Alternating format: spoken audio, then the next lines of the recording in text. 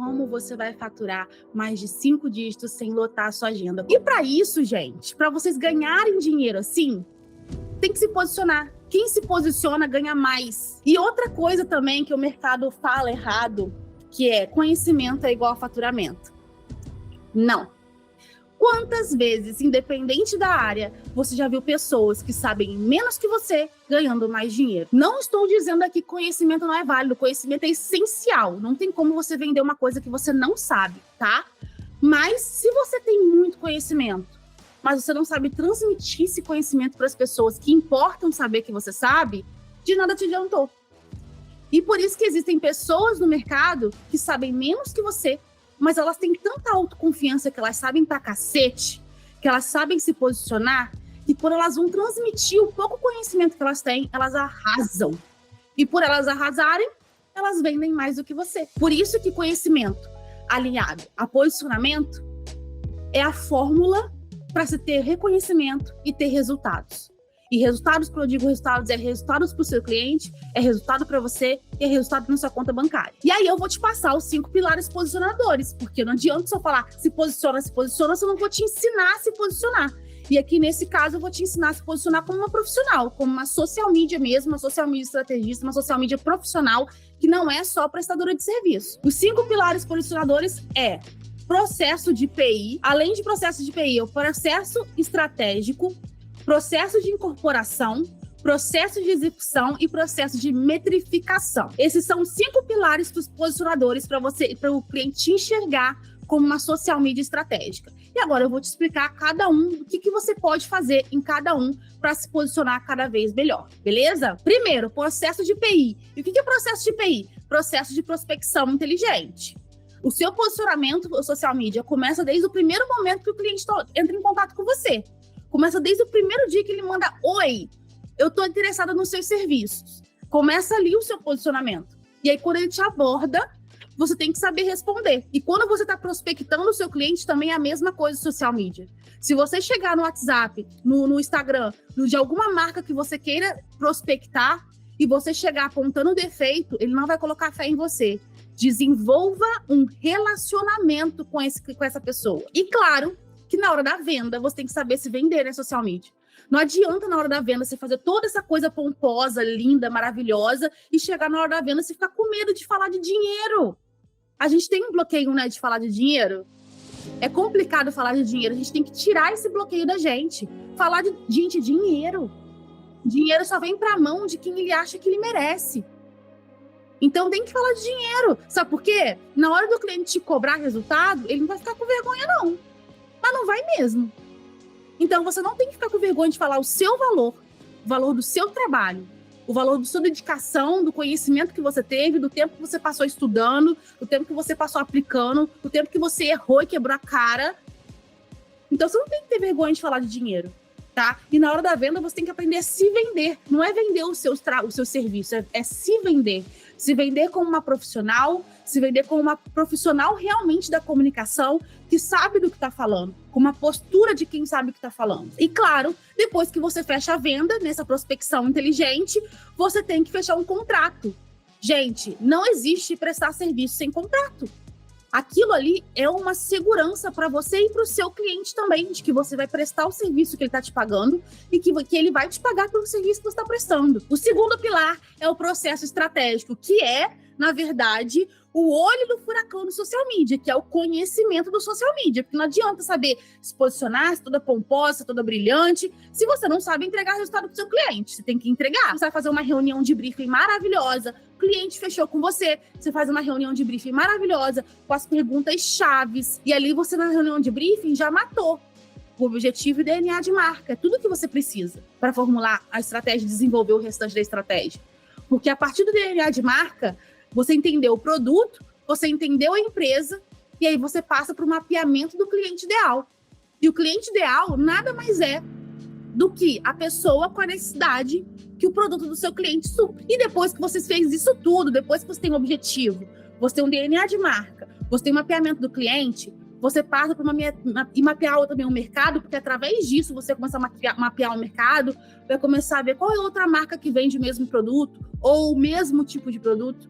Qual que é o diferencial dessa marca? A gente, através dessas informações, a gente vai criar a genética de conteúdo. E o que é genética de conteúdo?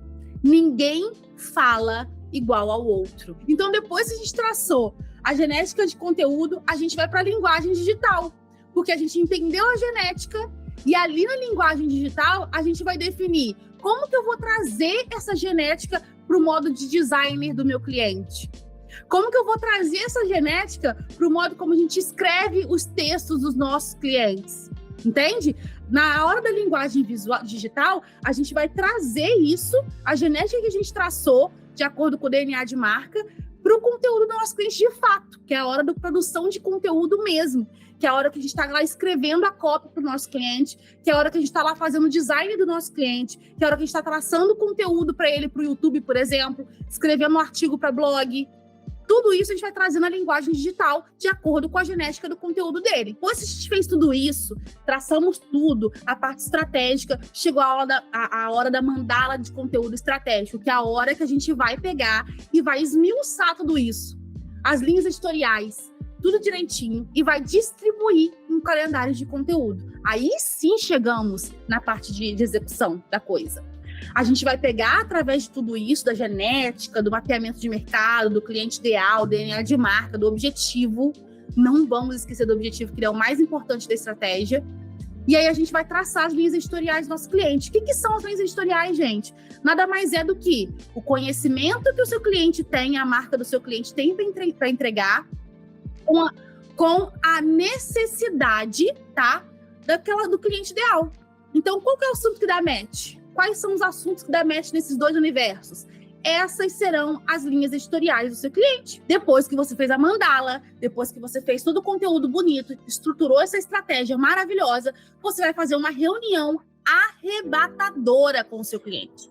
Arrebatadora no ponto dele ver cada conteúdo, quais os dias que eles serão postados, em quais redes sociais eles serão postados, qual a mensagem que está sendo transmitida, e ele vai ficar chocado, vai por mim. E agora o terceiro pilar, que é o pilar do processo de execução, que é: apresentei para o meu cliente aquela estratégia, ele ficou apaixonado no projeto dele, apaixonado. E ele só virou para mim e falou assim na reunião: Raíssa, como que eu faço para te contratar para executar? Quanto que é? Nesse momento, você tem que estar antecipada. Quando você termina a estratégia do seu cliente, você vai saber o quanto de tempo você vai precisar se dedicar para poder executar aquele projeto por dia, quais são os profissionais que você vai ter que ter, ou se você vai fazer tudo sozinha, se você vai fazer tudo sozinha, quanto tempo você vai precisar se dedicar para resolver essas demandas. E aí você tem que ter, nesse momento, já calculado os custos que você vai ter para esse contrato, porque esses custos vai entrar na sua precificação, tá? E aí você pega esses custos, inclui na sua precificação e coloca o valor montante do contrato. E aí, depois que ele fez a proposta, você mandou para ele a proposta de execução, você precisa ter esses processos de trabalho bem desenvolvidos, né, gente? O cliente chega, vocês não sabem nem o que fazer, né? Como que vai fazer acontecer isso? Não, o cliente chegou, ele topou, ele topou fechar com você, ele topou fazer execução com você. O que você vai fazer? Beleza, segundo contratinho ali de execução, dizendo no contrato o que é o que você vai fazer, que você vai executar, o que está dando a sua alçada, para ele não achar que você é assistente virtual dele, que você é secretária dele, você tem função específica ali naquele contrato, a quantidade de serviços que você vai entregar e o valor do serviço e as datas e a data de vencimento do pagamento.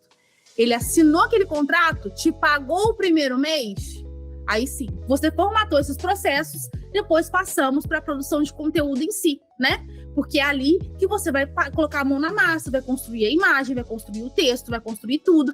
Construiu, levou para o cliente provar. O cliente aprovou, postou. Agora, depois disso, tem um posicionamento estratégico. Tem que saber se posicionar também aqui, tá bom? Colocar os seus limites, entender os seus limites, entender os seus valores, entender a sua índole, seu caráter.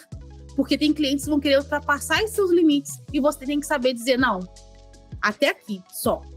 Daqui você não passa. O quarto pilar é o processo de incorporação, que é onde justamente até adiantei, que é o processo de contrato, de pagamento, o manual e o relacionamento, tá? O quarto pilar é isso. Você vai dar um contrato com o cliente, ele vai te pagar, e aí nesse manual que eu coloquei aqui, gente, é o manual onde você vai trazer as regras, que é seu horário de atendimento, que é o limite de alterações, que é o processo, por exemplo, o cliente pode aparecer de última hora e pedir um post para você que não estava planejado. Lá dentro desse manual tem um prazo para você entregar essa arte para ele. Agora, se ele quiser urgência, ele paga pela urgência. Entendeu? Ai, Raíssa, eu quero um post de agora para agora, correndo. Ai, eu quero um post de agora para agora porque surgiu isso. Não. Beleza, eu faço, é tanto. Agora, se você não quiser pagar, eu te entrego amanhã um tal prazo, em prazo de 24 horas, em prazo de 48 horas. Porque você não é máquina, querida. Se você está trabalhando sozinha, você não tem uma designer para te ajudar ainda, você não tem uma equipe para te ajudar ainda, você não vai ficar arrancando o cabelo por causa de cliente, porque o cliente é atrasado, porque o cliente é enrolado. Se ele é enrolado, o problema é dele. E o quinto pilar, gente, nada mais é do que o processo de metrificação. Se você fez um posicionamento, uma prospecção inteligente no início, bem posicionada, entregou um trabalho, uma estratégia arrematadora, o seu cliente está chocado com você, tá? E em seguida, você trouxe o seu cliente para dentro da sua agência, que você, mesmo que você não tenha equipe, você é uma agência, você se porta como uma agência, mesmo que você seja urgência, mas você é uma agência, tá? Se reconheça assim. Mesmo que você trouxe ele para cá, e aí construiu, tá começando a executar a estratégia dele, tá executando e postando, tá vendo que tem um post, engajamento, curtida, e mais seguidores chegando, a estratégia tá funcionando. Às vezes não funciona, aconteceu alguma coisa, tem que corrigir a rota, mas continua funcionando no geral. Como que você não vai mostrar isso pro seu cliente? Que é justamente o quinto pilar, que é o processo de metrificação, que é ali, nesse momento, que o seu cliente vai conseguir observar e ser tátil para ele, ser real para ele, os resultados que você está trazendo. E aí, primeiro, obviamente, você vai analisar os dados, vai reconhecer os dados, vai entender, nessa rede social aqui tá funcionando, nesse canal digital aqui não tá funcionando, não. No Instagram ele tá bombando, mas o e-mail, quase ninguém abre o e-mail dele. E aí, cabe você perceber isso, traçar um plano de ação para resolver aonde não está funcionando. E aí você marca uma reunião de alinhamento com ele, e aí você mostra para ele a estratégia funcionando, e o que não está funcionando, você fala, cliente, não está funcionando. Achei que funcionaria, mas está aqui, o plano de ação para poder fazer funcionar. Então, esses foram os 5 pilares posicionadores. Se você chega para o seu cliente, seu futuro cliente, e se posiciona nesses 5 pilares, desde o início até a entrega de métrica, ele vai te ver como uma profissional de comunicação. Ele não vai te ver mais como uma prestadora de serviço. Ele vai te ver como alguém que realmente sabe do que está falando. E aí, deixa de ser no campo lúdico. Deixa de você falar, caraca, eu sei tanto e o cliente não me reconhece. Não, você está conseguindo colocar para fora todo o conhecimento que você tem.